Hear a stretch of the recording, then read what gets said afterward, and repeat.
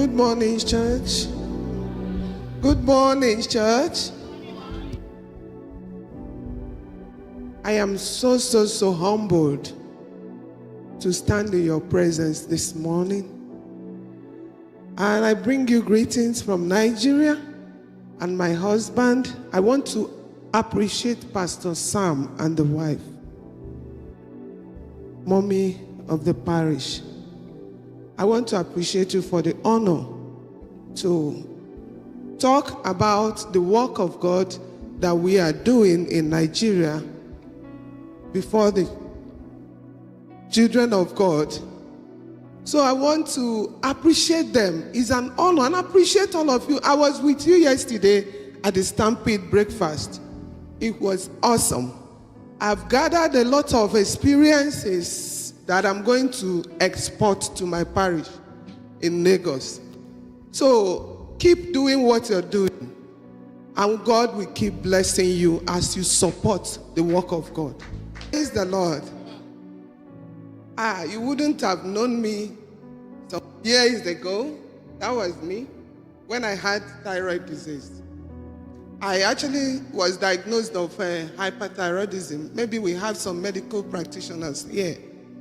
So it was a very traumatic, frustrating, and hopeless situation for 6 years due to lack of awareness.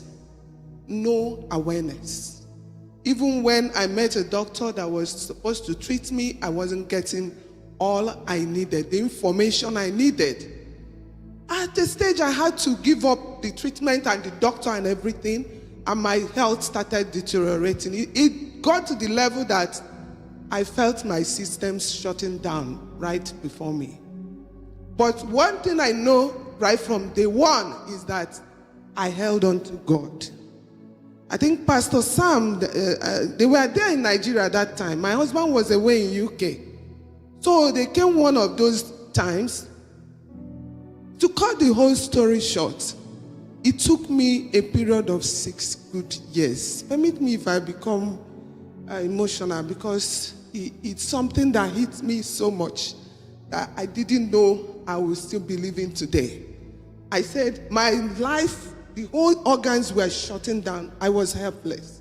I didn't know where to run to.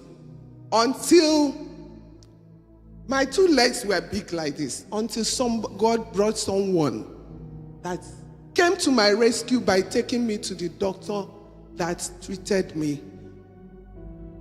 What took them 6 years to reverse and get treated took the doctor just 4 months. All the information, everything I needed was supplied to me without asking, because I went to the right place. And that was how God said, you will live. I already planned that after my surgery, I had my surgery in 2012. I'm going to do this because already my career had built it to an executive level before this came. It got to a stage where I had to go and face my life and leave every other distraction. And that was when God came through for me. Right there after my surgery, the 3rd day, as I was worshiping God with my faint voice, the Lord spoke. I didn't even know it was God that spoke to me, because I ran away. He said, I saved you. Use your life to save others. It was never in my plan. But as time went on, the Lord continued torturing me that I must. Because I was scared. Nobody has ever done this thing in Africa. Nobody has ever called people. Me, I did not read any medical related course in the university. How will I start? I never knew that God has already planned, appointed me, and planned to equip me to be a voice to people that are suffering from this disease. I had so many encounters that made me to surrender and say, God, I will do it. It's a long story.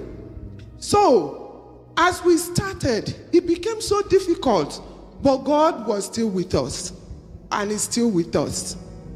And to the glory of God, God gave me an organization to register, which came from my church sister, not even me. And I went to CAC, we registered it, everything started. We basically create awareness that you saw here. We bridge that gap that doctors cannot do. Today, God has trained me concerning everything about this thyroid.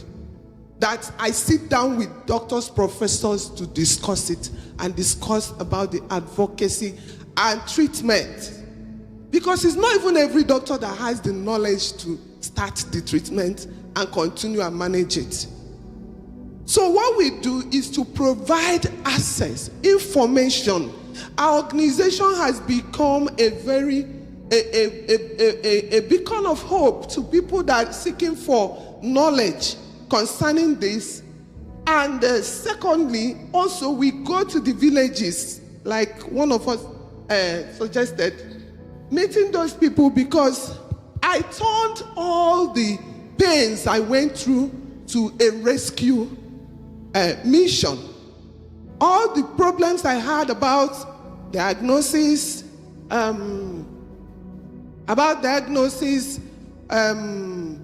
accessibility of specialists, and all, that's what we do in my organization. That anybody that comes, Pastor was talking about someone planning for a help ahead of you. You see yourself in a situation where somebody will come and say, we are overwhelmed. Our hands are full. You see somebody saying, they told me that this is my last bus stop, and be rolling on the floor, and you become helpless.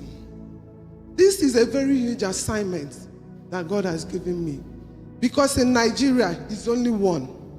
And everybody is wrong. Once we finish this village, grassroots awareness and advocacy, you see people trooping with little.